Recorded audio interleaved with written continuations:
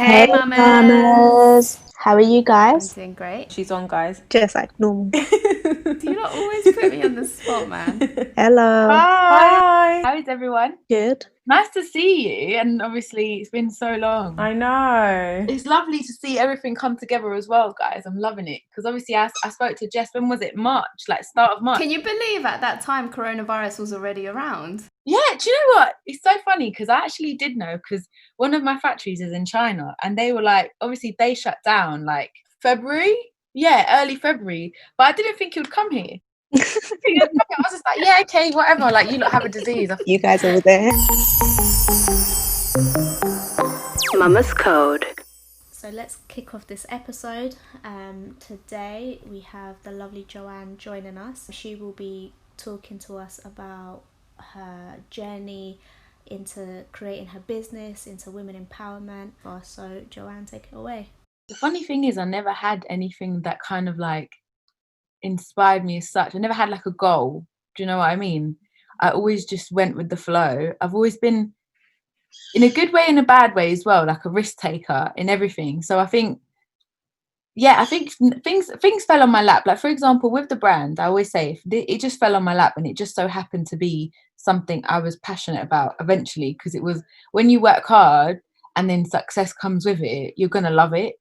So then it became my passion in that way. But everything before that, it just kind of like, do you know what? Going back to like the very start, I know you guys have probably heard me say my story so many times, that's why I don't even know where to start. But going back to like school days, just coming back and selling things was just because I needed lunch money. So it was a necessity.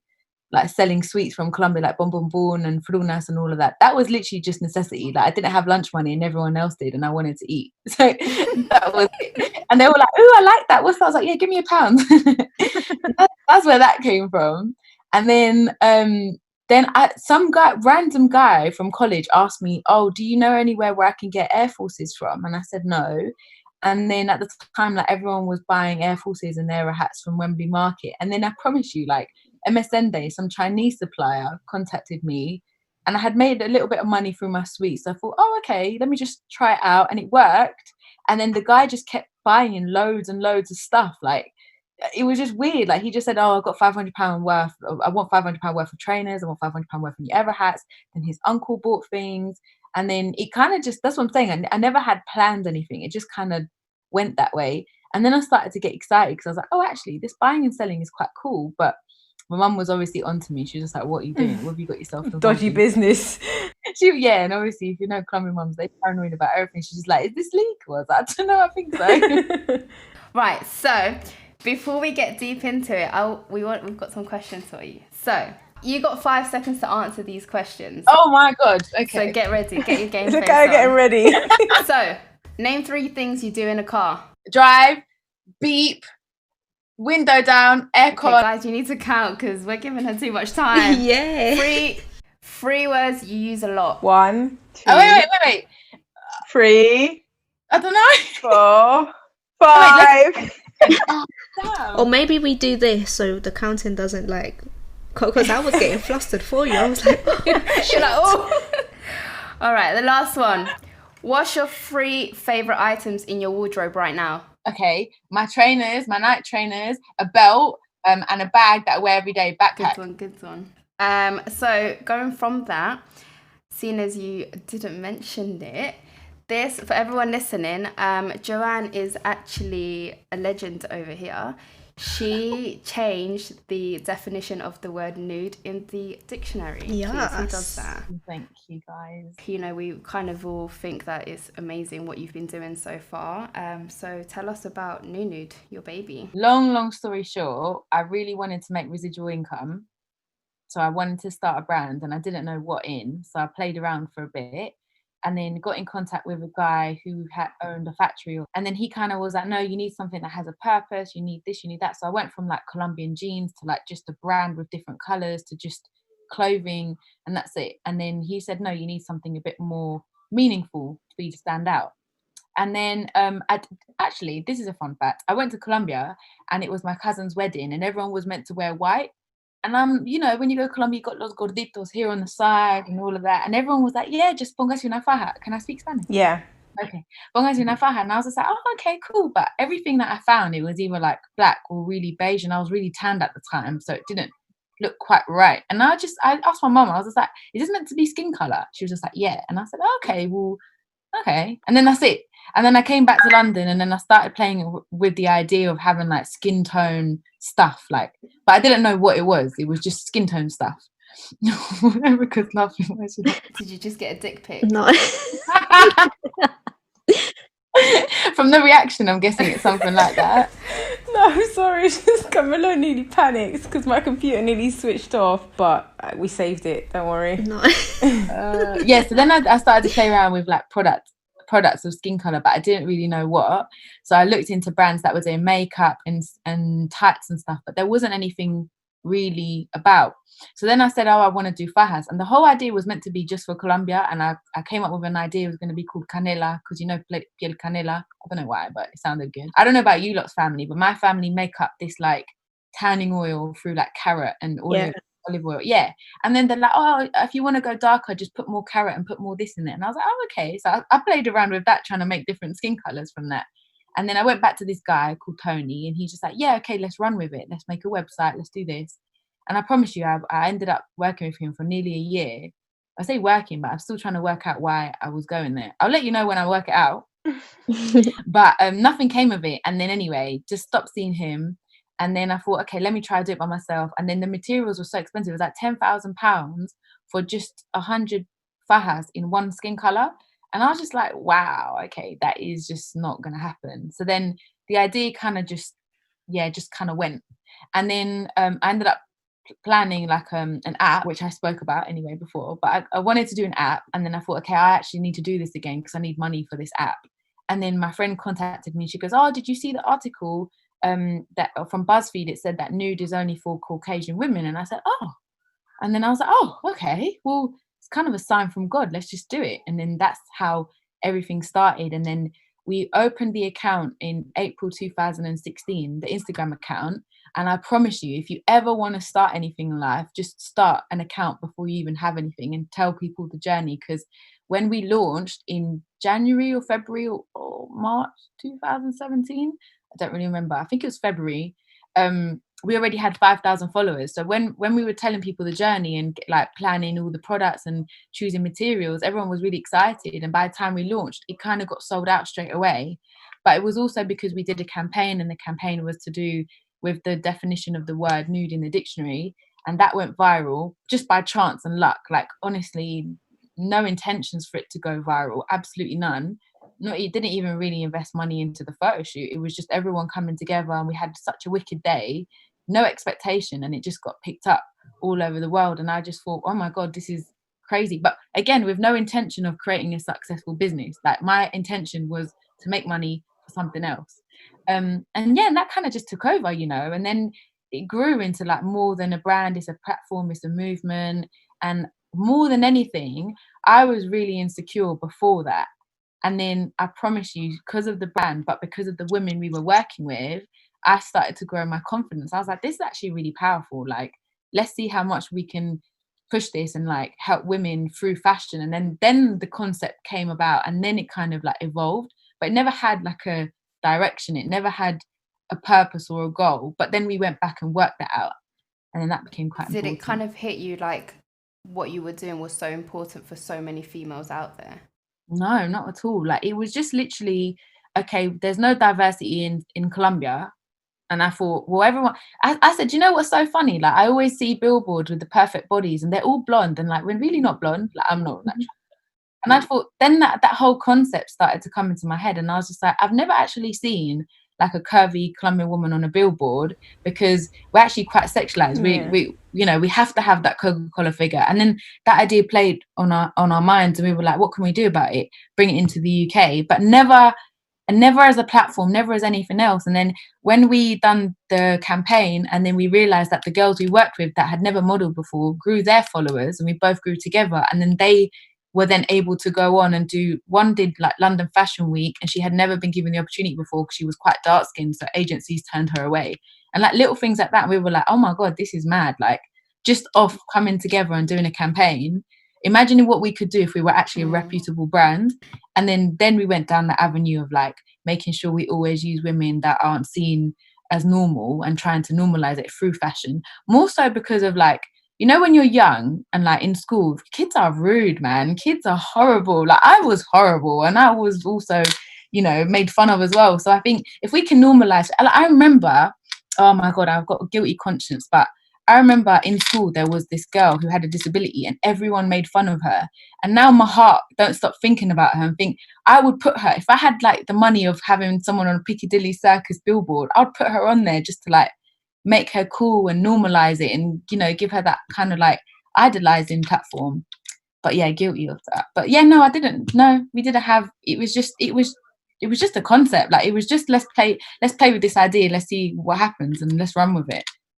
And I didn't even have a passion for fashion or anything, genuinely. But it's a good point that you mentioned. You know, us growing up, and I've said to the girls before, you know, I used to have Barbies and I used to cut their hair off because I used to think, I don't have hair like you. Your hair looks nicer than mine, so I don't like this, and I'm just gonna cut it off, and I'd leave them with short hair.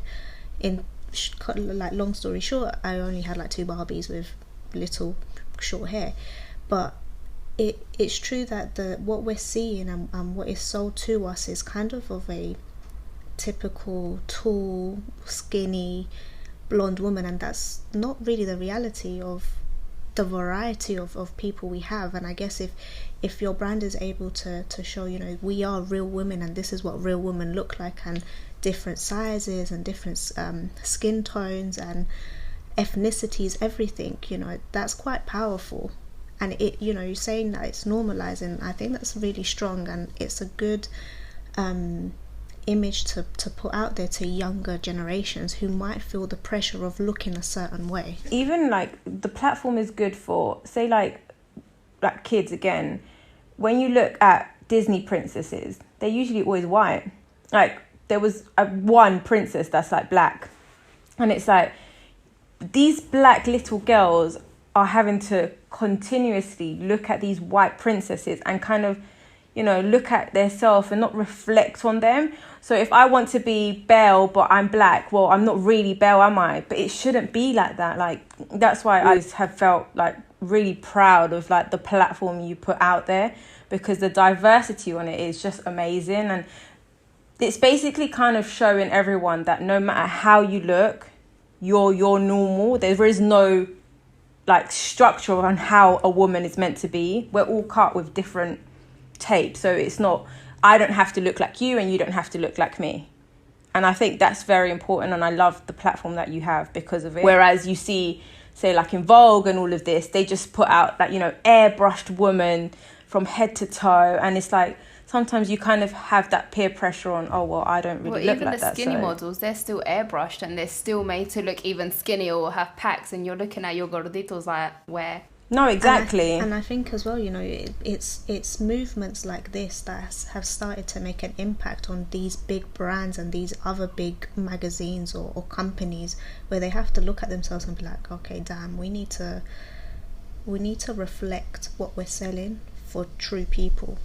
And so they've changed, you know, I can't remember the company that it was that they changed from airbrushing their women to not airbrushing them. Yeah, a lot of people have now, to be honest. In the magazines, like Vogue did a cover and it was completely well, in 2018, I think they did a cover and it was like, it had Ashley Graham on it. I don't know if you saw. Yeah. And one of the models' hands were airbrushed. And then they did another one, a British Vogue cover, and they got a black stylist to do it and be a creative director of it, and it was literally the most diverse Vogue cover ever. I don't know if you've seen it. It had like a Muslim girl as well, plus size, like every kind of dark shade, but with a little bit of Asian as well. So you had a bit of everything. And the one before, which was a white creative director and a white stylist, just had three or four women with one that was kind of mixed race, but they were all kind of the same size. The only one that was Ashley Graham, but again, she's still kind of like Coca-Cola figure. Do you know what I mean? It's not very plus sized. So yeah, I think a lot of people have changed. I think we've got a long way to go, because I think business wise it makes a lot of sense. Why would you not cater for everyone? You make more money, right? But I think sometimes I do question whether it's a trend for them and whether it's just a marketing tool. I question the authenticity of it a little bit. Which is valid, because you're obviously doing it out of the passion, and because in a way you are a minority and you're not that figure that they've been showing. No, and you yourself, like when you explained your story in Colombia, you know, is nude meant to be this color? So when I'm tanned, I can't actually have something for my skin color now, you know? So it's like you're not dark skinned. You felt connected to that, and yet nude can kind of suit you. Imagine how these other minorities feel when nothing matches them. So they can never wear a nude bra or any kind of, you know, body la faja thing, because nothing goes with their skin color. It's always like or white or like the nude pinkish color, or that black, like literally like blackboard black. Exactly. I think it's really important to be able to embrace the way you are.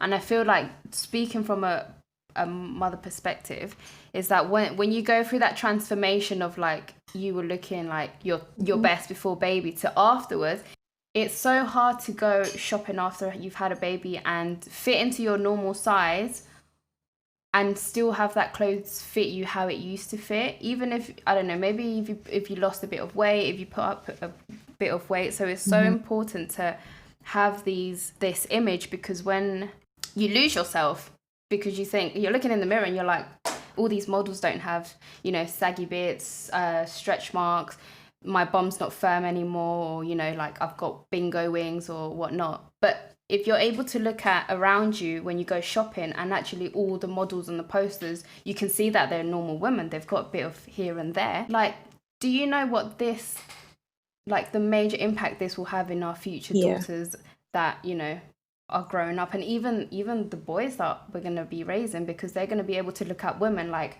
she's absolutely beautiful, you know, le falta una mano, but she's beautiful, like, you know, no breasts or fats here and there, and it's just normalizing that. And I think, as you know, as someone that's had a child, it's very hard to still have that love for yourself when that's all you see around, guys. And I'm not promoting being fat or, you know, living an unhealthy lifestyle or not doing anything about your appearance, because at the end of the day, it does, you know, it does come down to us. But say, for example, if you go to Victoria's Secrets, or you go Ann Summers, the models, they don't have stretch marks on their belly, and that's something that we can't change. Like, we can go and lose our bingo wings and whatnot, but we can't lose our stretch marks. So it's like being able to say, you know what, I've got stretch marks as well, and I'm going to look sexy in what that model is wearing. And I don't think there's a lot of that. So it's kind of like being able to teach our kids that it's acceptable and it's beautiful and it's nothing to be ashamed of. And I feel like that's kind of what dwells on us. Yeah, do you know what? It's funny you guys say that. Obviously, I don't have a child, but a lot, pretty much all my friends do. And specifically, two of them I was speaking to, they're not happy within their mummy body at all. And I'm like, okay, I can't empathize because I'm not there yet, but I want to do more for the mummies out there, because there's so many around me at the moment, and they all talk about the same bit in the belly with the stretch marks, and like, oh no, like, let me know when you do your shapewear because I want to tuck it in. I'm like, okay, yeah, we can do that, but at the same time, then I have a responsibility to make sure we kind of accept ourselves. Yeah, like let's do something around mummy bodies. It's not done enough. You're right, and I think that even for example, maternity wear and all of that. Oh my god, yes. I've been looking at the models, and I'm just because I did a bit of research before, because I've got a proposition anyway. But hold that thought. Don't let me forget that. But I was looking into it. Obviously, Mama's Code is all about mamba. So I thought, let me actually do a bit of research in this kind of world. And I was looking, and I was like, even maternity wear and the way it's advertised, from what I've seen, I don't know, from what I know as well, not mummies' bodies, and even like anything after that, like okay, you're getting prepared for motherhood with all maternity wear, and then where's the post motherhood love? Like, where is it's like lost. Yeah, where is that? Yeah. So looking into that, I was like, okay, well, there is something we can do here. Now come back to my proposition. So it's actually I think I don't know if it's breastfeeding awareness week in August or something, kind of mum related. So I thought, well, we're bringing out some stuff for mummies out and all of this and all of that. So I thought maybe we could do like a Mama's Code Nunude photo shoot for mummies. Erica logged out. Mama's code out. Bye. Oh my goodness, that's big. I've breastfed my child for a whole year, and do you know what it's like to just wear vests? Because it's the only way your boob is accessible. And I've been someone that I love to dress in, you know, the latest styles. I love funking up my wardrobe. So I've gone from being identified through what I'm wearing to I just have to wear string vests and jeans. And I can't even wear that because now I'm having to tuck my vest into my jeans and my, like, you know, muffin top is coming out. And I thought you were going to say I have to tuck my boobs in. Me too. That too. Like, if anything, I'm like forever pulling my boobs out. I was like, because oh my even gosh, you didn't. No, because even that though, like, come on, you guys have been there. Even the boobs, the maternity bras aren't supportive enough. Awful. No, but they're awful as well. Why do they not make you feel sexy? You know, like, this is a part of, like, feeling yourself after. Joanne's like, I need to do sexy lingerie for the mothers. no, genuinely, you do. Notes, hold on. I'm actually taking notes. You feel so out of place. You feel like almost Yes. an alien in your own body after giving birth. And then you have to wear these huge underwear that they look like it's my 90-year-old grandma's underwear because it has to keep all the blood and stuff inside. And also the clips on the bra. Why do they have to be so chunky and obvious? Yeah. No, and just the bra in itself, it's just awful. Like, it has no support. And you know when, like, your tits are very hard and it's just the worst thing ever. But I mean, you've got all our support. Yeah, definitely. So what is the perfect bra? I just think it should make you feel sexy. You know, like when you wear like a nice bra and like nice panties and then you kind of like look at yourself in the mirror and you're like, yeah. Something like that. You feel confident within yourself. Nothing that looks like a sports bra. Right. It's not underwired. I'm thinking the only way it would be microfiber that would give you a little Yeah. sports bra. You don't like anything sports bra then? I don't mind sports bra. I don't mind, but what I'm saying is that I went from, like, you know, having matching underwear that looked nice, a little bit of lace here, a little bit, just like, you know, your normal t-shirt bra basically, like, because that was my go-to. But I've gone through that to like these massive triangles that I can't even wear with my vest because They pop the string, out, it just looks off. So it's like you're always having to think, what am I having to wear? And so obviously this goes hand in hand to, it's so minor from your underwear to your body confidence, and it's just, I might as well just wear massive t-shirts and stay at home. And that's when, like, the learning to love this new body comes in, because it's a hard roller coaster. You've given birth, it's a new baby, you're, like Erica was saying, you're like an alien in your own body, and then on top of that you're having to wear lingerie that doesn't really make you feel sexy, you know, not for anyone else but just for yourself. And you start questioning yourself, like, oh, I don't like this, or I don't like the way this pushes me here, or I don't like the way when I wear my jeans or when I wear my top this flips or this. So it's about kind of learning to love the body that you have after you have a baby, because let's be realistic, not everyone snaps back. You get sold a dream. You know, everybody's different. I remember after having Maya, I would feel like my stomach was just, it was weird, like it felt kind of, it needed to be held, if that makes sense. Did you, that emptiness you feel afterwards, that is horrible. That's something else you can look into it, kind of like como una faja que, like, but not the ones that que apretan mucho. Oh, I got you. I got you. Yes, like that. It's actually really nice material. I'm gonna have you lot try it. It's something like that, because the emptiness you feel after your baby leaves your body, it's just so weird. That sensation is absolutely, it's almost like you need to hold your belly because it's going to drop off. Yeah, I remember I lived in my maternity jeans after having my daughter for a good couple months, because I felt like, first of all, my mum tum was there. That was one of the reasons, and the other reason was just the support it would give me. But, you know, some of the jeans that would normally do that job was now so overstretched because it had formed a bump that it wouldn't work its process. But it took a while for me, and I think it's still a process for me to still love the body that I have now, and to be grateful for my body and not give myself a hard time, because we forget that we carried a child for 9 months.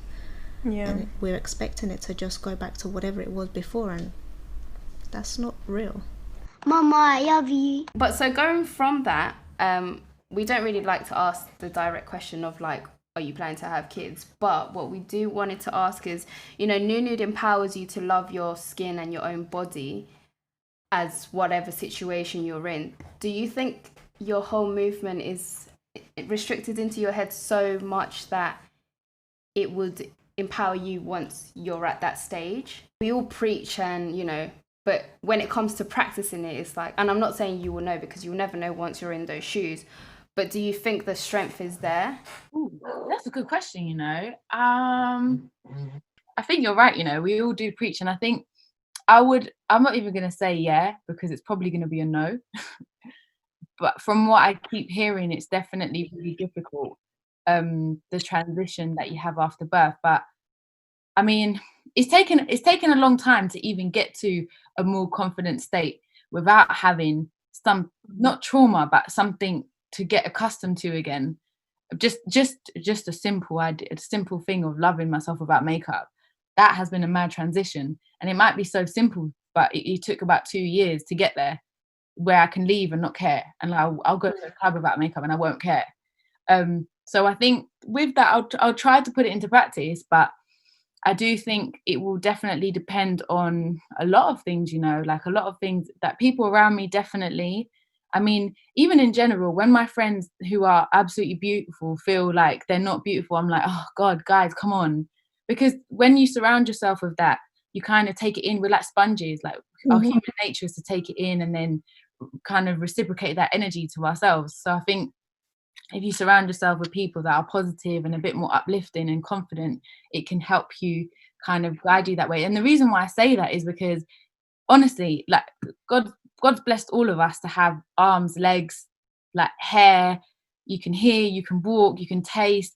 And the girls I've worked with, honestly, like one woman, her name's Sylvia, she's like 50 something. She's a burn survivor. She's been burnt 3 times. She struts around Oxford Circus with us, nothing on, just underwear. And she's like, oh yeah, I'm beautiful. And I'm looking at her and I'm like, oh my God, like your confidence is beautiful. You are beautiful. You're like, you are just wow. And I am moaning that I've got bags under my eyes. Like, how dare I? Do you know what I mean? There's another girl that I've worked with called Zainab, and she was amputated on her leg after an accident. And I look at her, and again, she's just like, after a while, obviously, of a couple of photo shoots here and there, and she started to grow her confidence, and now she talks about it. Before, when I met her, she'd cover up her leg, and then now all she does is take pictures of her leg. And here I am cussing my legs for cellulite. Like, those are the kind of things that being around them has allowed me to be like, I'm in awe with them. I'm just like, wow, like, you are absolutely incredible. You're so strong and so confident. Like, why can't I be like you, yet you want to look like me? Like, Yeah. I still moan here and there. I'm a human. Do you know what I mean? Yeah. But deep internally, I'm really, really grateful for being around those women, because it's not even just the brand, but it's the people that the brand have connected me to make me feel like I'm moaning about things that other people would look at and be like, I would trade it in for that kind of thing. Stretch marks, I've got them. Cellulite, my whole family, even though they're skinny, have cellulite. I have cellulite on the side of on here. Like, I've never seen that before. I literally have cellulite there. I don't know what's going on. But I do work out. It's not that I promote like not being healthy, by the way. I'm just saying that self-love comes psychologically anyway. Yeah. I mean, it starts there, and then everything else is an added extra. I've tried that one as well. I was like, self-love means just to love my little god people. Mama's Code. You're such a busy person. Do you feel selfish of having to stop your life for whether it's your family, your partners, your friends, your children, like the future, your dog even sometimes? You know what? Is that I actually had this conversation with someone yesterday, and I said, I'm going to start being selfish now, because I haven't been.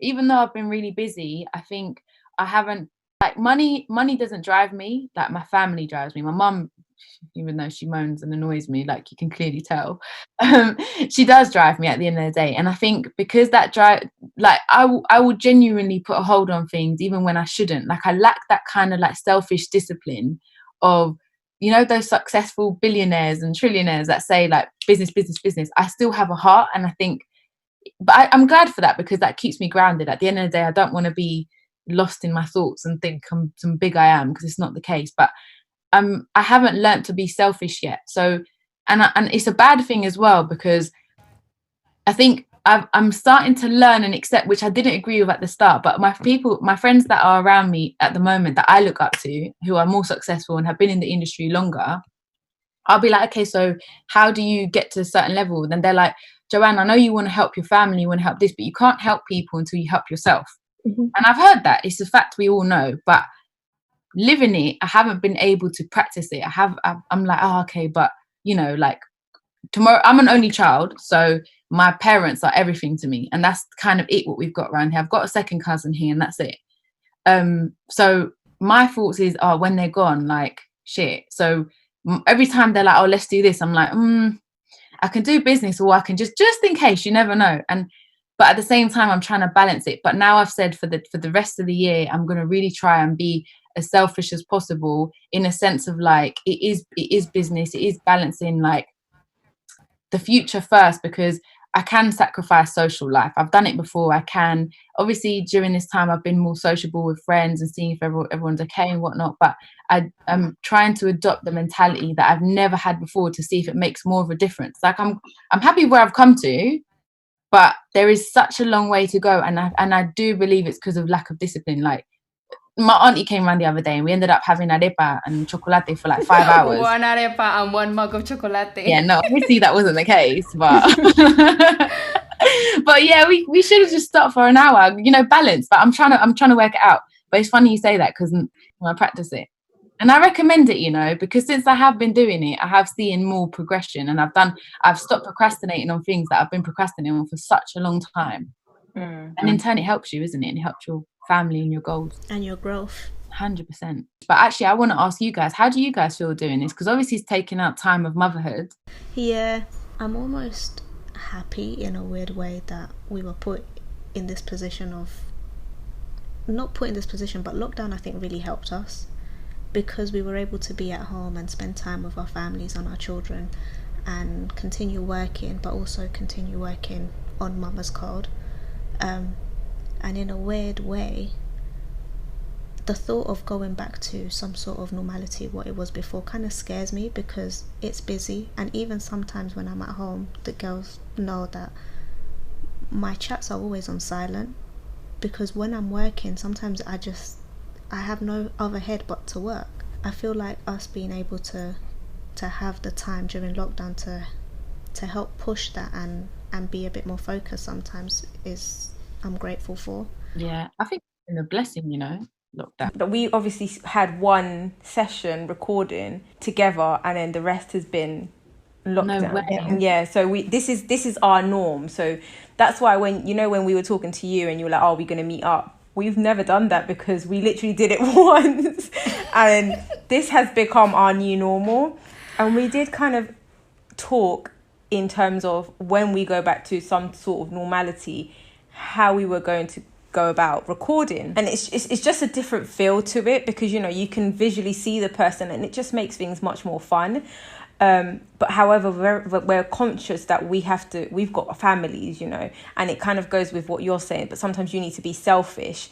But I think the mother in us kind of tell us, no, we have to go home and we have to see our child, because we don't see them as often, because we'd be working, from 9 to 5. So we kind of think already, no, we can't sacrifice this more. So I can't sacrifice more time with my kid, because I have to be there. When in reality, my husband could do that. But we have to start being selfish. And because I've said to the girls that, the whole movement of Mama's Code, it's kind of helped me come out of my bubble, and kind of like, it's my escape. Sometimes if I've had like a rough day at work and stuff, and it just kind of changes my mood. And it's that of being, we're something else outside of being a mom, and it's like, you have to be selfish with what you need to do and what you need to pursue, and remember why you're doing the things, because I think that's what will drive you to be successful, and will drive you to what you actually want to achieve. Because at the end of the day, once you're in our shoes,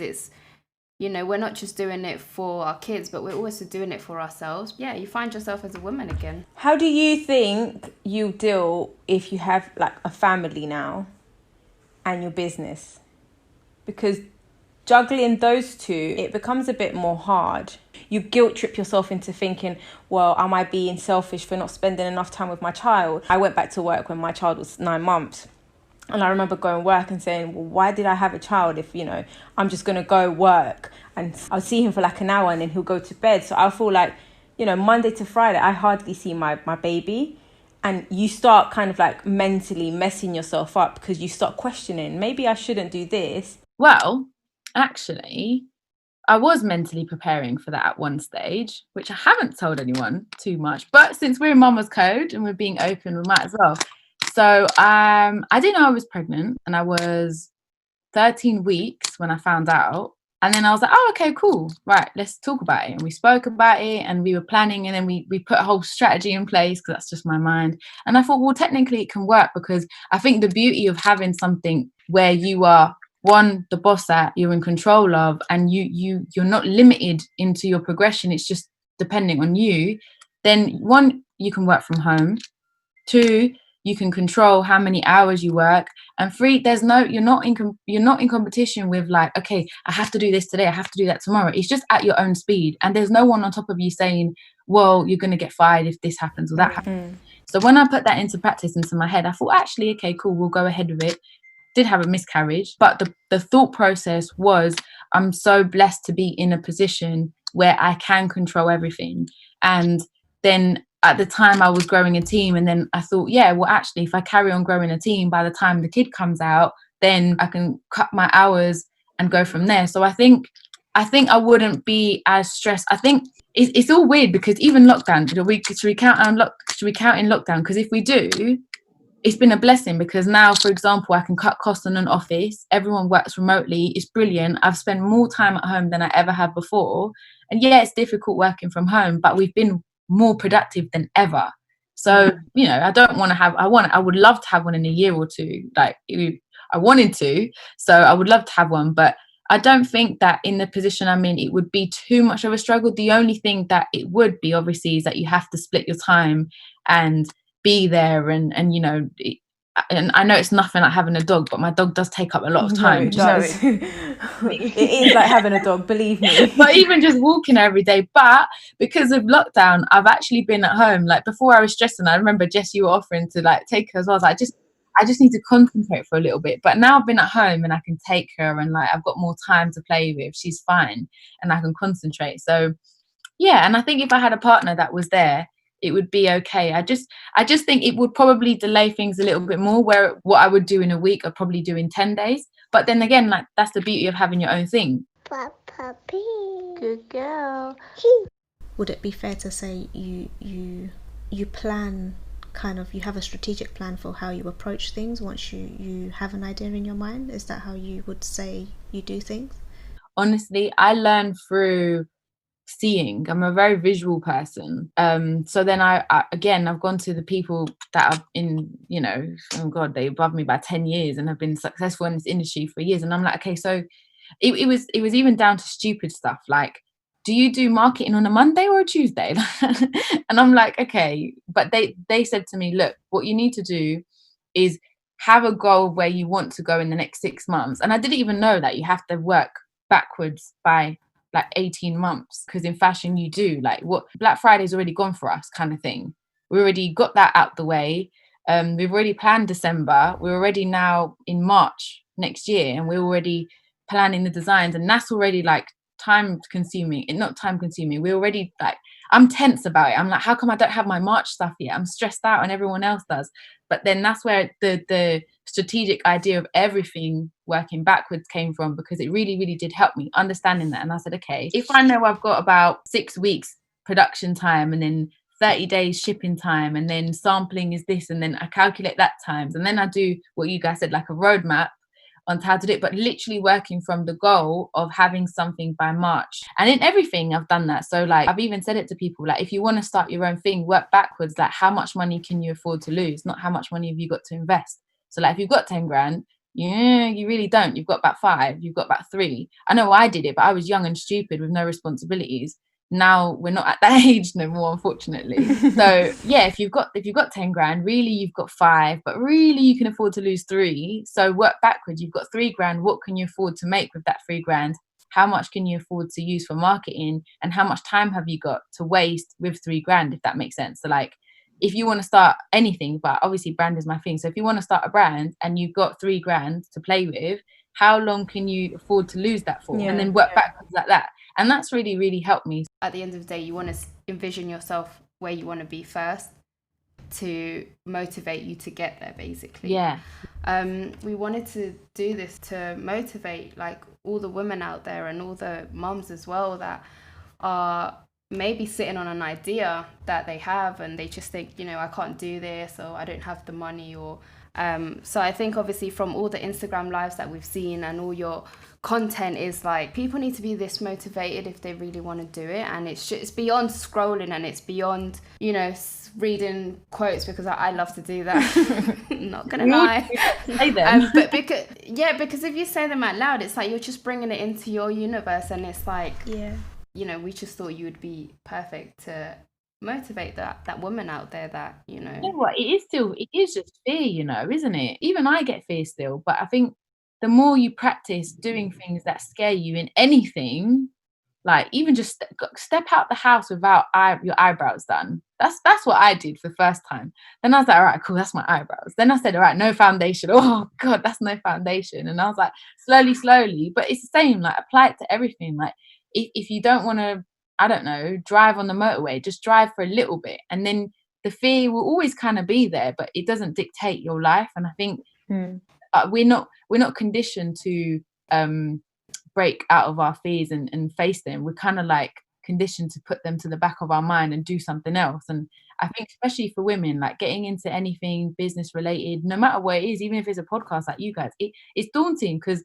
men are always kind of taking over and everything. And men have more time in their hands, and like men don't need to be with the kid as such. Like, do you know what I mean? So I actually do get the psychology behind it, but I think what you guys are doing is amazing, and I think there's so much more that can be done for mums. And I say it because all my friends are mums, and they just kind of like lost that motivation and that drive, and they're like, yeah, but, and I think I can't empathize with it, but I know it's just fear of like everything. Even my friend now, she's doing really well with her nails. She's a nail tech. She's doing mobile visits. Quarantine really helped her, and she just said to me the other day, like, I'm in the process of now, do I get a childminder and invest more time into my business, or do I not? If I get a childminder, how am I going to, who is it? Like, who is she? What does she do? How do I trust her? So it's that transition, and there isn't enough support for those women going through the transition of having a baby, going through the self-love journey, like we said, and then also getting back into a routine of whether it's a job or building something for themselves. There's not enough support, and I think because there's not enough support or not enough people doing it, that's where the fear comes into it. So I think if you guys will carry on, and you will touch many people. Thank sure. Thank you. Yeah, and I think we always say it's like an open therapy session for us, mainly one, and then I remember saying once we did like a poll of questions. And when we had the response, I was like, oh my God, so other women feel this and other women feel that. So when we then speak about it, and then when we get messages to be like, thank you for shining a light on that, like I can sympathize with what you said here or there, and you're just creating a bit more awareness surrounding certain topics as well that are a bit more taboos, and the idea of what a mother is, and it helps to, I think as women and as mothers, we always self-doubt ourselves, and we're always putting ourselves down. So maybe that's probably why some women may have an idea and not want to share it, because they're already second guessing something. Society takes such a big part. Exactly. So I think seeing platforms, let's say like yourself, and empowering these women to kind of go for it is important. The fact that you guys have come up with this, I haven't seen anything like it, and I've definitely worked with a lot of women, especially mums and stuff, and the same kind of thing is out there, that there isn't the support and there isn't that kind of like empowering spirit that gets them that drive, and I think the way you touch people is just authenticity. Like you guys just sharing your stories and being authentic every single day, but still coming and putting this together for other women will definitely touch people and will motivate them. I think that's the beauty of sharing your stories. It's daunting, put yourself out there and telling people your story. It's bloody scary. Like, you would have asked me to do this a year ago, I would have cried in front of a camera, definitely. But I think you get really full and you end up being even more confident when people message you. Like for the first time the other day, I started to sell everything from start to finish because I was like, yeah, here I am giving advice and no one even knows. And my friend told me that he's actually really successful and he runs 3 businesses, and he was just like, it's great, but where's your story? And I was just like, okay. And then everyone's messages were so like, I was getting emotional reading them. They were like, oh, I really resonate with that. Like, I really feel how you're feeling. Thank you for sharing that. Even people I've never spoken to were like, I literally just listened to you for 2 hours. And I was just like, I can't believe anyone would listen to me for 2 hours. Like, the beauty of it is that you don't even realize how much your story is touching people and empowering them, that then a lot of people then messaged me back and said, oh, do you know what? I went and done this and I'm so excited. I'm starting this now and this. So I really, really like encourage you guys to keep carrying on and like keep bringing women in here and keep building the platform and innovating it. I'm loving it, like from a distance, loving it. But you guys will definitely touch women and there's nothing like it. So I keep saying it, like, well done. I'm really like, it's just because I spoke to you in March and then all of a sudden I'm just like, yeah. Mama, I love you. I think it's, you know, this whole thing is just empowering each other as women, because again, it's the fear. It's the more you see powerful women out there, the more you're going to be like, I want to be like her, or I want to, you know, go out there. And the same with your body, or the same with whatever business you've got going on. Mum's code out. I wanted to just ask, how do you keep yourself motivated? You know, you say you kind of keep yourself grounded and humble. I did struggle with motivation and discipline for ages, but I had to understand the importance of like not looking at anyone else's journey, which I still struggle with 100%. And I think also understanding and not getting frustrated, because I used to, with the idea of my friends not being on the same journey and understanding it. Like, for example, you guys today, you could have cancelled. Technically, no one's going to tell you off, but it stops you from progressing. Is not getting frustrated with people not understanding, and also just not getting frustrated with my friends not being invested in their own things. That kind of that demotivated me a lot, because I didn't have anyone around me at the time when I started, and even like from a year ago, that's when I started to kind of see other things. But I would get frustrated with the fact that all my friends were kind of like moaning about their job, which is fair. We all do it. Like, God, I've worked places that have been shit. Honestly, it's probably why I get fired all the time. But, literally, when you were telling your story, she was like, and I got fired again. And I remember coming out and I came back in and I was like, and I got fired again. She got fired again. I was like, oh my God. Story of my life, that. But I honestly, I used to get frustrated because my friends would be like, oh, you're so lucky, you're so lucky. I'm like, oh my God, like, please don't say lucky, because you're lucky, you've got an income. Do you know what I mean? But taking away that energy and kind of just saying like, okay, instead of like investing so much time into this and this and this, putting that energy of that frustration and explanation or whatever into myself, and also just like not, again, it's difficult, but not comparing. Everyone's on their own journey. Whether my friend decides to do something now or not, whatever, when she does, I'll be there. Before I was so invested, like, come on, it's so much better here. Like, and then apart from that is just separating myself. And it's so sad, but it's so true. Like, when you've got a goal and a vision, it's very easy to, and you have a heart and you love your friends and whatever, it's very easy to get distracted and pulled back. You guys are very lucky you're in a group and you're all striving for the same purpose. Like, you have to be so strong within yourself to be like, okay, cool, like, for now we got to be friends at a distance because I need to really focus and channel my vision. And that was really hard because I lost a lot of friends in that process, just simply because they weren't in the same kind of mindset, let's say. I think I didn't understand until last year how important, my parents always said, like, mindset, be around people that have the same mindset. I didn't get it, but subconsciously I wasn't realizing that it was dragging me down. And I went through a period where I was just always demotivated, but all I was around my friends that I've grown up with, that I love and I'm still friends with, and I love them to death. But their goal was like, they've already had like 3-4 kids, and they're like, just watching TV every day. I watch EastEnders. Oh God. Yay! Don't get her Are started. you upset? Because I'm dying. Honestly, I can't. I was like, the cast of EastEnders need to be recording. I know. And they're going to be 20 minutes long. Honestly. Sorry, that is I am so glad. I'm obsessed. I almost feel like crying. Every time she's like EastEnders, we're like, bye, That's Melissa. what my friends do. And I'm like, you guys don't even understand. Like, Exactly. we'll exchange. Yeah, we're good. Start to change your circle and be around the people you really want to be around. And I say it as well, like, if there's someone in your industry that you look up to, just reach out to them. It's actually quite simple. I've done it 3 times. I look like a beg, but I don't care. Like, And what's the worst that can happen? what's the worst that can happen? They'll talk shit about you. Okay, whatever. Like, at least you tried. If they don't, you get some intel. Do you know what I mean? And I did that, and I did. And the moment I did that, I reached out to some guy that owns a brand, and I said, "Hey, I love your brand. Can I come to the office?" Didn't think he'd reply. He said, "Yeah, cool, come Monday." At that moment. She knew. She felt it. Then I went to the office, and I was just like, yeah. So what did you want? I was like, I don't really know.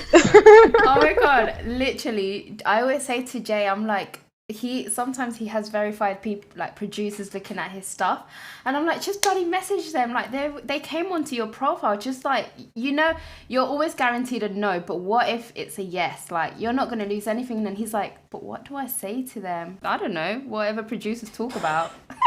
But just give it a shot. It's true. And that moment, I was like, I want this. I need this. Like, then we started to just meet up for coffee, because I didn't realize, but he was just like, you know what? Up here is quite lonely. Like, even though if we're in different levels or whatever, we've all gone through the same hardships. Like, we've all struggled. So he really understood. He's just like, let me see your website. All right, no, do this, do that, do this. And I was like, oh my God, okay. And then just through knowing people start talking, and then you start getting invited to places, and then all of a sudden I'm in like this place with all these brand owners, and I'm like, oh, okay, this is quite cool. And then again, like, you just build friendships, and everyone's really nice and welcoming, because everyone understands the struggle.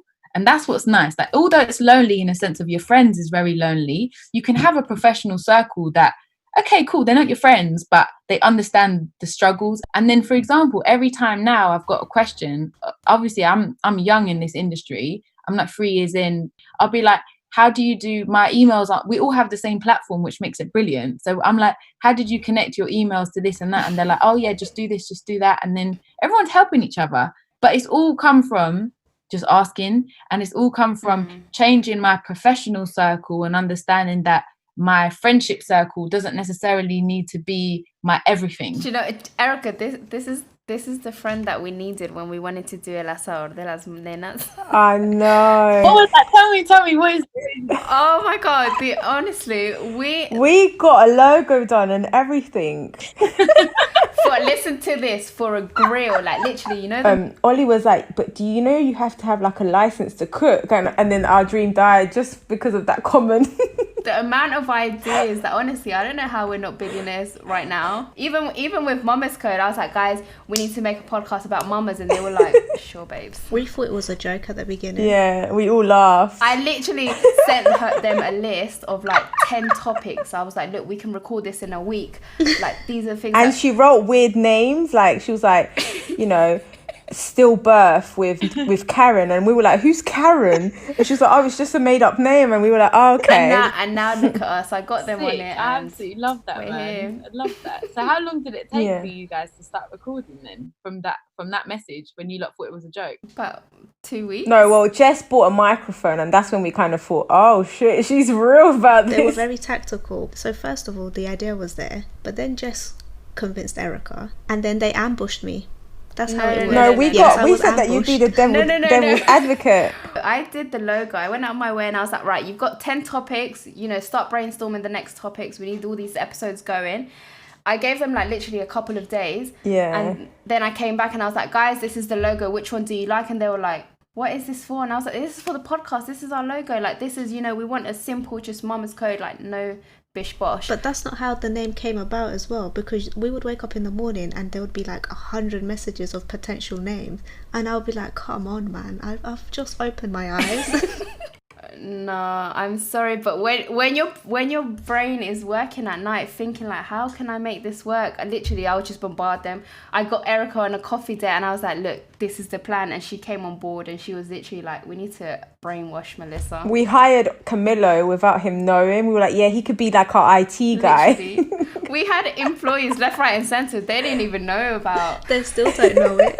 And that's how you make it happen. That's it. That's what you got to do sometimes. And you make them believe your vision. Oh God, yeah. Melissa wasn't really convinced at the beginning, and then after we had our coffee date, we had 2 job roles on the books for Melissa, which was 1, be our admin girl. I didn't have a choice. Or 2. Yeah, honestly, I didn't have a choice because I love a spreadsheet. You know, I love kind of seeing things, a plan, and I like doing that. So for me, it was either you're going to host it with us or this is what you're going to do. Like, you don't have a choice not to be involved. Yeah, no, she didn't.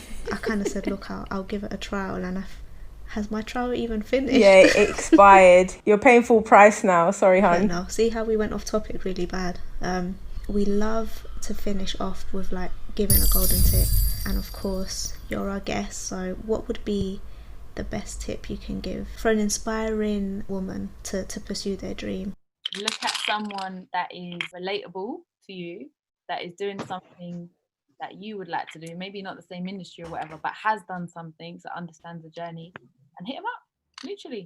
Literally just message them, shadow them, see what they're doing. If they're posting, you post. If they're talking, you talk. If they're reading, you read.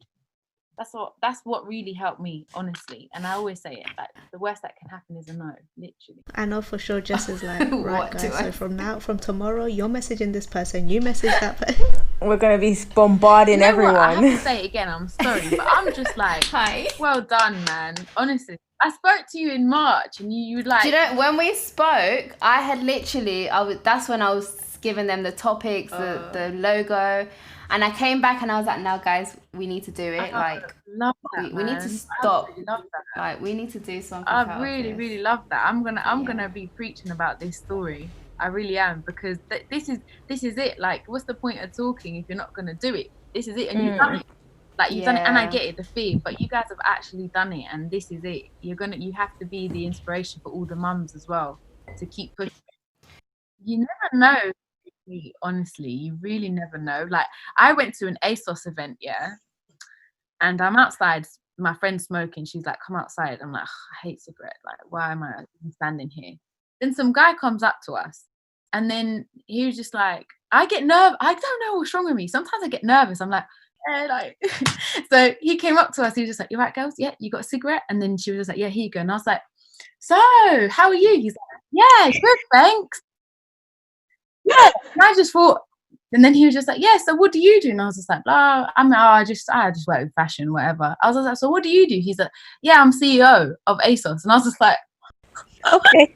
and I was like, then I tried to be proper. I was like, oh, okay, so all right. So